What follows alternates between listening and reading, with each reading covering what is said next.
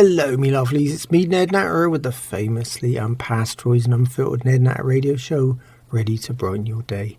First up, it's great to be here again with you. It's time for a good old natter with an international flavour. But remember, I don't chat about the regular news and current affairs. Oh no, I'm here to give you a break from it all. Yep, a good laugh, even when it's only once a week on a Wednesday. Remember though, you can listen to all my shows again. Yep, they're all saved for you as podcasts at nednatter.com. Yep, okay, well, put everything down. No, everything, I mean you too. Come on, it's time for the Ned Natter Show, and you can't miss this. Here at 2 Medicine Farm, or what's now loosely referred to as Ned's Island, we're still enjoying some pretty hot weather and blue skies. Only this week we had another disturbing event. Yep, ahead of me daughter young Dolly's annual and endless preparations for Halloween, that is. This incident was not only a shocking milestone, it was a major Ned Natter Show. Oh dear. Well, put it this way, in the constant battle of the Bulge, yep, between Elsie and her buddy Beyondit, that's Beyondit Brandy Washington, or BBW to her friends, Elsie has reached 405. Yep, £405, that is. Oh dear. Yep. We now have 2 scales in the farmhouse. Yep, she puts one under each foot. She actually weighs close to 3 people rather than just one now. She hasn't got legs on her bed either. You know, she's got construction industry shoring posts. Beyond it, oh well, she's catching up again though. She's weighing in at a mere £385. Yep. And that's only about a day's worth of high calorie meals between, her and Elsie. The worst part for me is that they're quite happy about it. Yep, even competitive. Yep, Beyondit arrived at my farmhouse a while back and she was heavier than Elsie. Now they've swapped places. Yep. Last week I was worried about the state of me sofa, wasn't I? Well, this week I'm wondering if the bleeding floor is going to give way first. After all, Florida is well known for its sinkholes, and I'm wondering if me sofa dwellers are going to not fall into one, but actually create a brand new one. Mind you, if it does happen, I'll be calling it the high-fat microwave diet crater. Either way, I'm not planning on any rescue attempt. Oh no. Instead, I think I'll just fill her up with water and keep ornamental koi and a few other fish. Rather than overstuffed sofa for a change. Added to that, it's been a quieter than usual week on 2 Medicine Farm anyway. See, I'm in the doghouse. Well, metaphorically speaking, that is, of course. I don't relish the idea of catching any fleas from me farm dog, young Clay. It was worth it though. Yep, it all went quiet after I spent 2 nights in me vegan neighbour young Alice's zen room. Well, after all, it was me birthday gift from her. Yep, a very peaceful sleep to start with. No Elsie grunting and snoring. No Beyondit farting and belching. And of course, no old Nan coughing her guts up and then moaning about where she's spat out her dentures. So, returning to a glaring and non-speaking Elsie was, believe me, just a lovely bonus. Midway between me birthday and Halloween, there is another event in our extended family. The mother-in-law, that's the B-movie actress come monster Satana Troglodyte's birthday. Well, in the Trog family, they don't call it a birthday. Oh no, it's called a hatching. Yep, hatching. Fortunately, we won't be celebrating it though. Although a dark cloud will descend over me farm next week when she shows up for young Dolly's Halloween extravaganza. One thing's for sure though, we will be the only family in Florida with a real life horror on call. Anyway, thinking nightmares, I'm still having these really weird dreams. They've returned with a vengeance like never before. Added to that, the weirdest ones always seem to arrive when I'm having a nap in my armchair, or so I like it. Recently, it's been at my farm office desk. Yep, poring over the bills. Oh dear. This time though, there's definitely been something in the air too. Yep. ding-dang's been burning old mattresses. Well, it's his individual way of exercising his recently evicted tenants. Yep, the campers, Quinton and Coagulate. Anyway, back to my dream. Well, all I can say is it involves flattened cabbages and two people I'd rather not have in me farmhouse, let alone on me sofa. Well, I've heard of a power exchange, but here I'm talking about complete role reversal. The wife Elsie and her buddy Beyondit were out among me cabbages, whilst me farmhands, Quinton and Coagulate, were on me sofa, yep, gossiping away with old Nan. Now, that's a nightmare in itself, isn't it? They've got quite a lot in common though, you know, they dress in a similar way for one, and they all smoke like chimneys. Quinton enjoys whiskey too. Anyway, I could just hear Quinton and Nan exchanging ideas, not just on ghastly clothing, essentials and accessories, but I suppose on the sadistic pleasures of just being plain evil. Believe me, they are both masters of the art. Yeah. But in my dream, all I could see was Elsie and Beyondit. No, not weeding and loving up me precious plants, but rolling around in me cabbages and flattening the lot. Like a pair of huge, ugly, runaway road rollers they were. Yeah, me poor, simple, defenceless brassicas didn't stand a chance against the combined weight of the two Medicine Farms, two women demolition squad. I tried to stop them, but, you know, I couldn't get there fast enough. You know how dreams are, yeah. Like a bleeding action replay, played at less than half speed. When I did finally show up, it looked as if a tornado had touched down. Yep, twice. The worst part was seeing old Nan and Quinton standing near the fence, pointing at me pulverised plants, chuckling away like a pair of demented, windswept parrots. Anyway, I woke up suddenly to the smell of festering cabbage too. Well, at least it smelled like it. But Elsie and Beyondit had just eaten a huge bean casserole on top of their usual smorgasbord. This is Ned Natter here with the Ned Natter Radio Show. I'm here every Wednesday, but you can find all my shows again at nednatter.com, where they're all stored for you as podcasts. So if you want me repeats or can handle listening to me voice all over again, stop by and say hi. Old Nan and her buddy Toshiko Suzuki, me lawyer brother and black sheep of the family Nelson Natter's wife, and Beverly Hills sex therapist Heiner's now 103-year-old grandmother, is still here, yeah, keeping me awful ancient parent, yeah, me mother old Nan, company. Oh dear, well, I don't know what spiked it this time around, but maybe it's their age, you know, but the old birds have been having these deeply spiritual conversations. You know, old Nan has her, you know, long-held beliefs, of smoking and drinking each day. It's a kind of ritual with her, you know, a private ceremonial event, I suppose, almost. Yeah. On the other hand, Grandma Toshiko believes in the hereafter. You know, some days I actually think she's already there.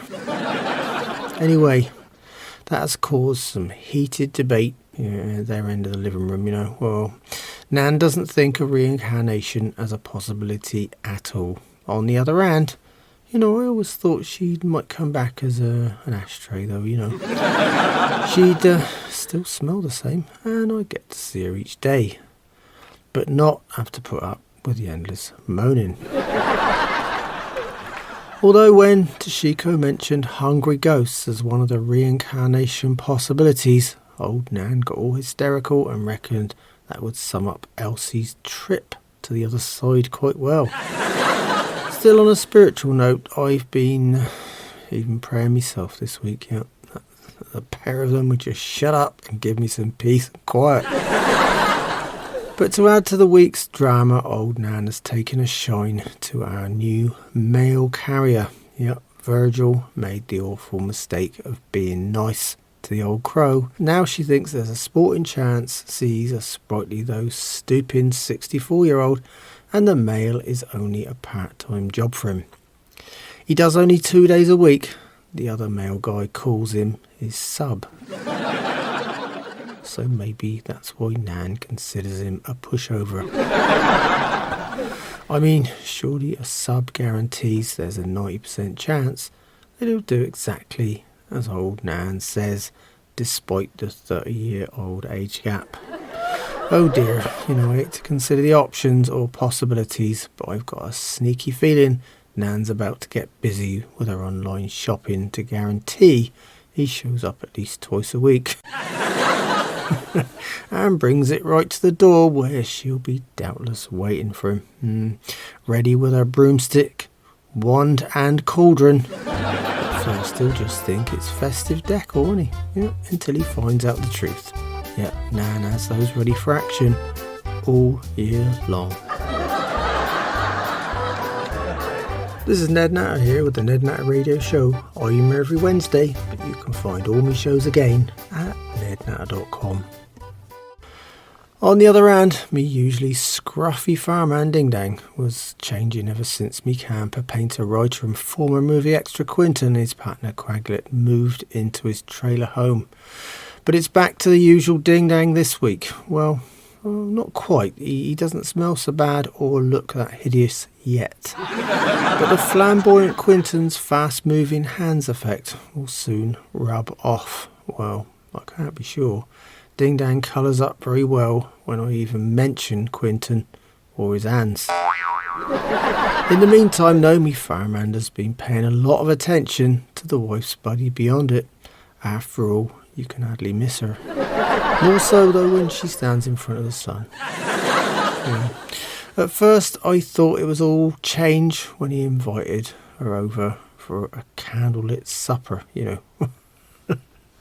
Well, of course, you'd think candlelit supper, wouldn't you, if you were romantically inclined? But no, not him. No, they ended up sitting outside around a huge fire. Ding Dang was burning his mattresses and a bunch of other unmentionable trash. The old truck tyres stink the most. The menu was pretty sort of unmentionable too. His usual case of bud and a couple of the largest pizzas I've ever seen delivered. Ding Dang had a slice between smokes, or was it just in amongst the disgusting smoke? I don't know. Of course, Beyondit put her big appetite to work on the rest before Ding even got another look in. Either way, she didn't return to me farmhouse that night, which meant one of two things. She decided to spend the night with Ding Dang, or he was too stoned to drive her back. It was a nice break either way, and felt as if me farmhouse had gained another 350 square feet in a matter of minutes. Despite the usual drama, I've still got that unforgettable little feature on the show, so here's Ding Dang's southern quote. She's gonna have old and new Monia dressed like that. Oh dear. Well, maybe even Ding Dang was shocked to see Beyondit dressed like that. Well, I must admit, I think it was a dress anyway. Well, let's put it this way. I've heard of turning the other cheek, right? Well, in this case, there were two of them. Not the kind you could exactly ignore either, like two supersized country-cured hams separated by a pink thong. I just looked the other way quickly. Oh dear.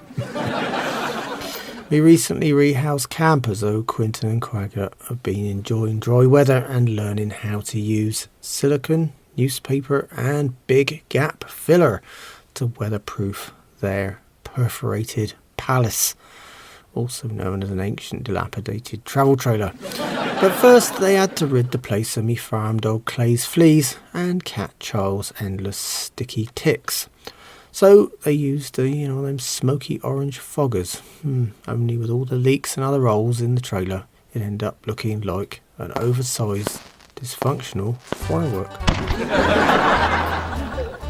This is Ned Natter here with the Ned Natter Radio Show. I'm here every Wednesday, but you can find all my shows again at nednatter.com, where they're all stored for you as podcasts. So if you want me repeats or can handle listening to me voice all over again, stop by and say hi. Well, next up I mentioned Elsie, the wife's favourite subject, food of course, but I'm not featuring her private recipes and ideas for cooking again this time. Oh no. Oh, I just couldn't face her revolting offerings from the swamp. Added to that, I don't think we should feature any more of her 10,000 calorie specials. As you know, I cook my own food and leave her to that cosy relationship with the microwave. This week, with the wife approaching 1/4 ton, I don't know what to say really. I wondered if she got to the point where putting on 30 pounds didn't matter anymore. I mean, what's 30 compared to a total of 405? Oh dear. Add to that, as I mentioned before, the calorie counts on her food are confusing to say the least. Especially when she eats the entire pack, can or frozen dish. Before she stopped speaking to me, I asked her about her calorie intake and I finally got to the root of the problem. Elsie never reads. Yep, I mean the calories, the vitamins, or the ingredients on anything she eats. It's a matter of dumping the packaging, eating up the contents, and then it's down the hatch. Yep, her hatch is always open. And it's closer to the old of a cargo ship. Only once it's inside, you'll never get to see it again.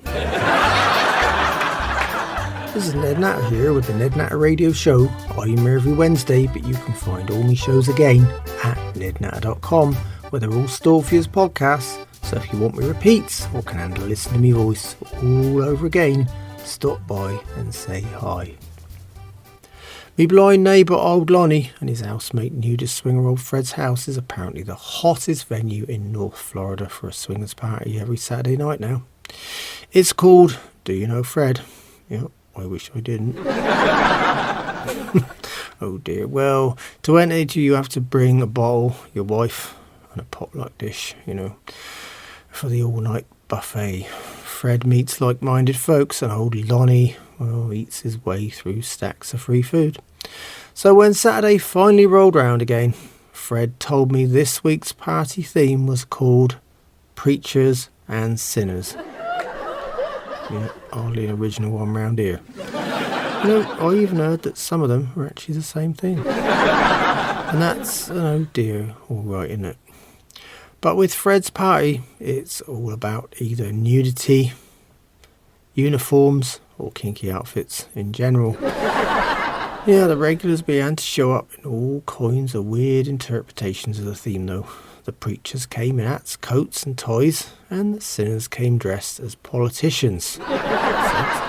Some even with masks. Yep, of former presidents. That is, the rubbery, lifelike kind. Oh dear. Kind of thing that people use for a bank robbery, Some opted for Fred's clothing optional stance too, but still wore the rubber masks. Nothing worse than the disadvantaged nude ex-president is there. This was an evening event I longed to dodge at all cost, but as you know, if I don't at least put my head round the door, I can't tell you anything about it, can I? Added to that drama, me long-lost relative Skip Natter is still living at old Fred's place, but he's been dodging the swinging environment again this week to avoid some of the regular guests who decided to take Skip's latest money-making scheme seriously. Yep, that's African space tourism. Oh dear, well, once they'd signed up and paid the deposit, they got access to Skip's website and realised they were investing in Saharan terra firma and not dreamy starry cosmos. I knew something was up when old Skip invited himself over for a chat with Nan, particularly when they hate each other, which meant he was only here to try and borrow money from the old crow. But Nan's not as daft as she looks. Oh no, she offered Skip a 25% interest rate on any loan she gave him and asked him for some kind of security too. Trouble is, the only way you could get any form of suitably tangible security out of Skip is to lock him up. That way he can't escape and dodge the repayments. Well, on the family front, when she's not complaining about, just pick a subject and she complains. My 95-year-old mother, old Nan, the miserable old crow herself, has a little feature on my show. Yeah, old Nan remembers. Oh dear, it's a little bout of what's professionally termed reminiscence therapy. This time, old Nan remembers one of our long-lost relatives. Yep, long lost for good reason. See, we got far too many relatives. Enough to start a small country, I reckon. Anyway, it was a memory about the time when my second cousin, Constance Natter, or to her friends, Constant Natter, rose up through the ranks of the army to become a major. Yeah, I reckon a major horror at that. See, the army liked her and promoted her every year. She was in without fail. In fact, they were the only folks that did. Like her, I mean. She used her time of the month anger as a secret weapon. Yet once a month they wheeled her out into action and the enemy didn't stand a chance. When she wasn't needed, they even lent her to the canine unit instead, where she was decorated for her hound-like qualities in an emergency. You know, that was until she got into a nasty fight with an equally angry German Shepherd. Naturally, the dog came off far worse than her. Yep, after all, what good is a military dog without any teeth? Anyway, after retiring early from the army, yep, still as a major, she became an all-in wrestler and later a bare-knuckle cage fighter. Well, that was until she retired again, yeah, to become a security guard at an old folks home, where she apparently puts up with no nonsense from the seniors, particularly the ones in wheelchairs. She's even been known to lock their wheels together with a bicycle chain and leave them outdoors in all weathers in the hope of taming the poor old muckers. Oh dear, I think the only reason old Nan remembered Constance Natter was because Nan had been reading a book on wartime atrocities. She started another one now, you know, it's about serial killers. Well, I'm not even sure if we've got one of them in the extended family, but you never know. On the other hand, the wife murders more serial than the average teenager during a growth spurt. This is Ned Natter here with the Ned Natter Radio Show. I'm here every Wednesday, but you can find all my shows again at nednatter.com. Well, that lovely tiny old music means it's time again for me book reviews. Yep, I get my hands on a few and I feature them right here on my show. Just remember, I've got a great system here. Yep, if a book's shite, it goes on me compost heap. Sometimes if it's really bad, you have to burn it. Middle of row books go in the giveaway charity box, and the good or reasonable ones usually stay on my farm library shelf. I hope that's all nice and clear for you. Okay then, I've ended up with only one new book this time around, and it's called My Husband is a Zombie by Divorce Soon. Well, this book is aimed at folks trying to deal with a problem that's closer to home than you like to think. The author, Dee, reckons her husband wasn't the sharpest tack in the box when she met him 10 years ago. But she was only interested in his physique, not his brains. Yeah, well, the cliche, you know, is beauty is only skin deep. But with Dee, it was only about his muscles. But she reckons, you know, the steroids have finally taken a huge toll. And she's not just talking about the standard shrinkage issues here. She reckons her husband's brain, well, what there was of it, has shrunk too. Eeny, meeny, miny, toe. And now she has an absolute moron, or what she calls a virtually brain-dead zombie on her hands. So her book comes with a sobering message. You know, don't only rely on looks. And if you've got a zombie for a partner, her advice is simple. Get a good leash, take him out for frequent walkies in the park, and only feed him a liquid diet. Add to that, make sure you keep up your subscription for the old Cartoon Network. Yeah, it'll keep him out of trouble for at least 23 hours a day. Oh dear. At first I thought, you know, compost heap for this one, but, you know, then I considered the author's hideous plight, eh? Well, there are parallels with my own marriage. You know, Dee's got a zombie, and I've got a dead weight. So I'm keeping it on my farm library shelf and recommending that everyone go out and buy their own copy. See, Dee needs all the help she can get. Poor soul. Well, me lovelies, that's all on me book review feature this time around.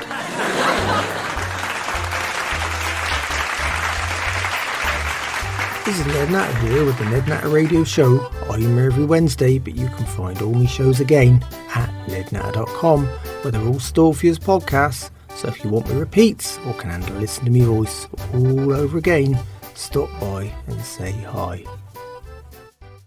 I got a listener favourite coming up right now. Yup, me anomalies from around the world feature. This time we're visiting Spain, and it's not a revolting foodie one either. It's called the Baby Jumping Festival. That's right, baby jumping. It dates back to 1620, and before your mind wanders too far, I should mention that it's a very different thing from those guys who do it with monster trucks, cars or even motorbikes. In this event, the babies are actually jumped over by the devil. To be strictly honest, men dressed as the devil in red and yellow suits. The poor babies are laid out in mattresses in the street. Yep, the men carry whips and castanets as they hop over the infants and terrify the poor little mites after death. Add to that, all I can say is they must have an incredibly vivid imagination. Yep. I mean, I've never even seen the devil. Well, not yet anyway. But these folks must have some kind of first-hand information to know what he looks like, how he dresses, and what he carries around with him. To be honest, I think the castanets are way off base. On the other hand, I have heard he's supposed to be nearly as bad as me mother or old Nan. And if that's the case, well, I'd suggest they keep the babies at home for good measure. In fact, everyone should go out of their way to avoid him. Yeah.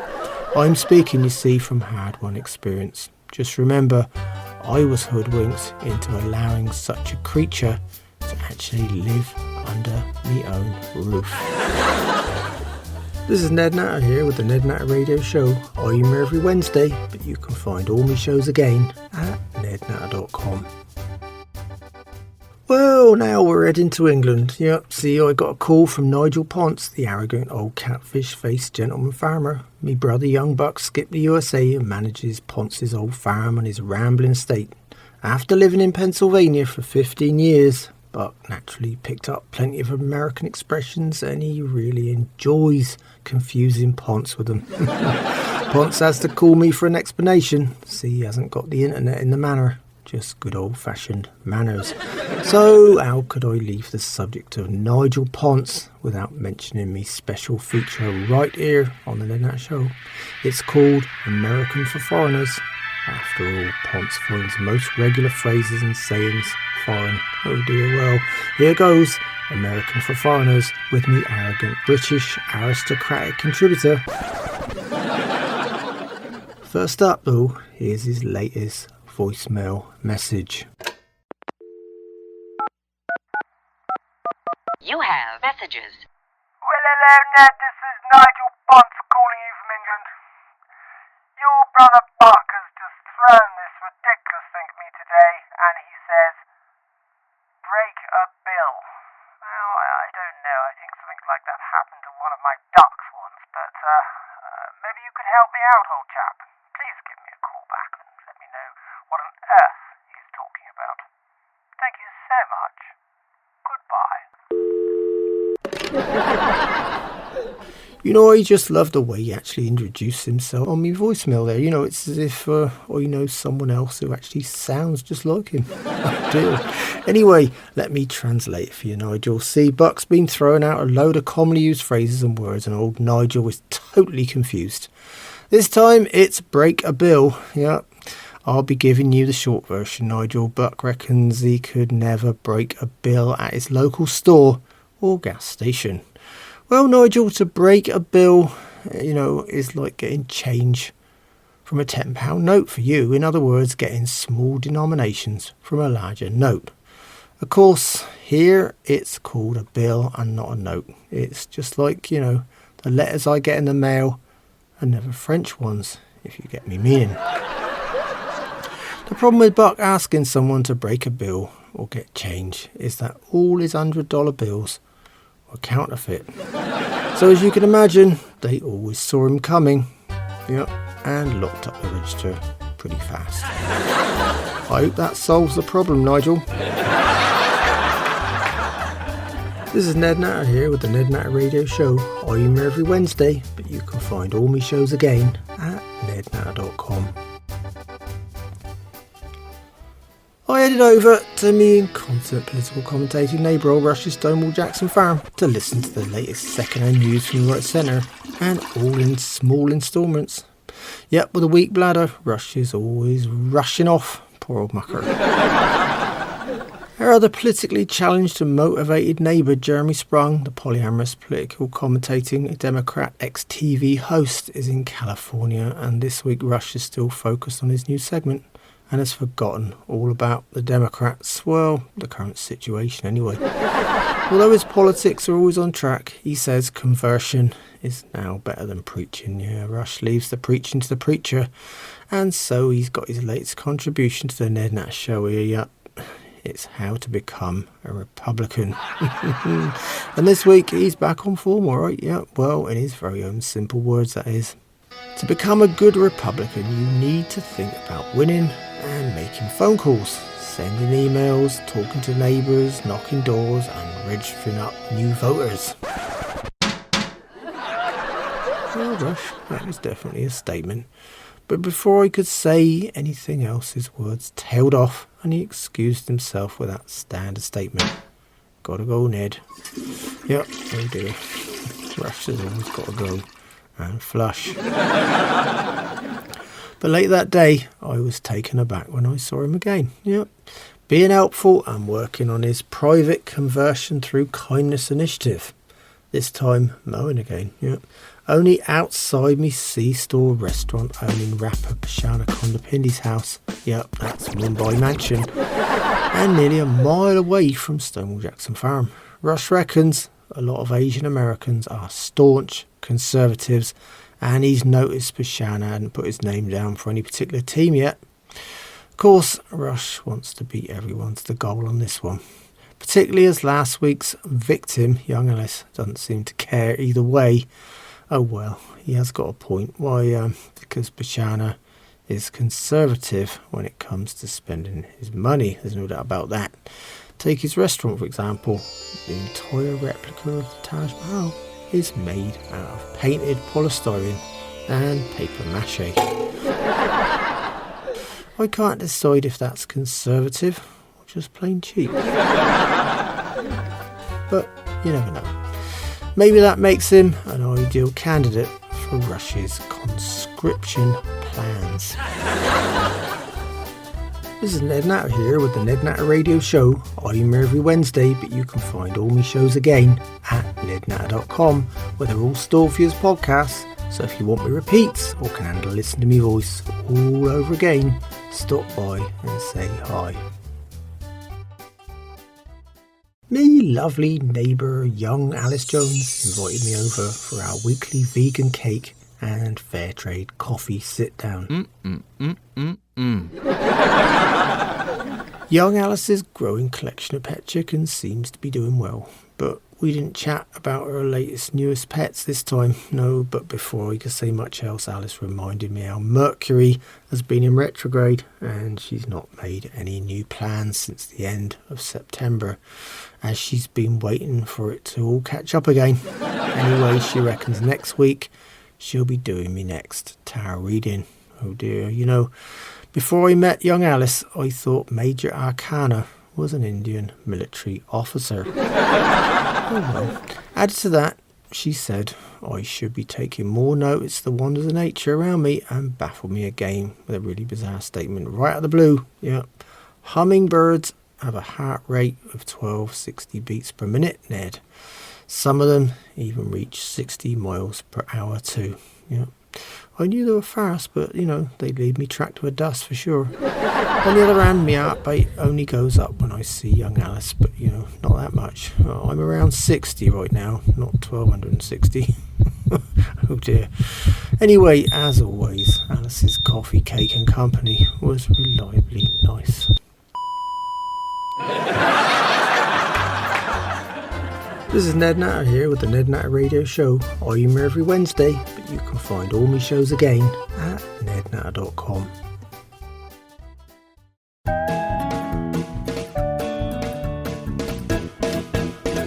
Well, me lovelies, it's time for this week's questions and odd news items from you, me listeners. Yep, I got it all here on the Ned Natter Show.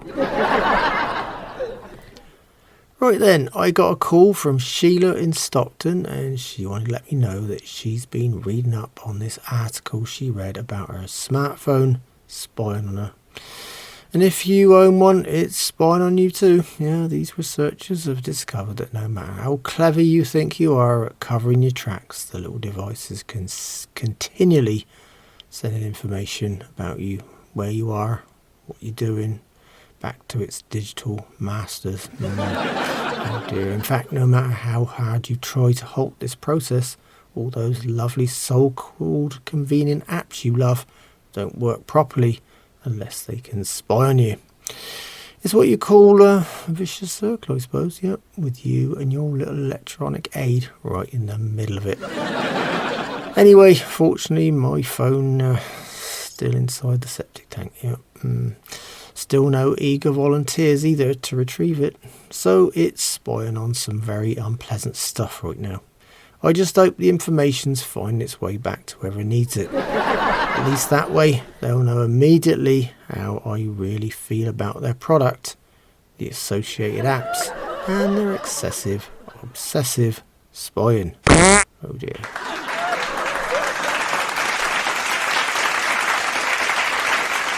The second item comes from Harry in Halifax, and he's called me about this really troubling news. Well, kind of sad news that 23 species of birds and fish have been declared extinct this year. And that is an oh dear, isn't it? Yeah, he reckons the only things that are never going extinct are humans. Well, Harry, they do say never, don't they? Well, you know, I hate hearing about animals becoming extinct. It's like, you know, the end of an era, and you can't ever bring them back, can you? On the other hand, you know, I'm concerned about a few things that I've seen going extinct for some time now.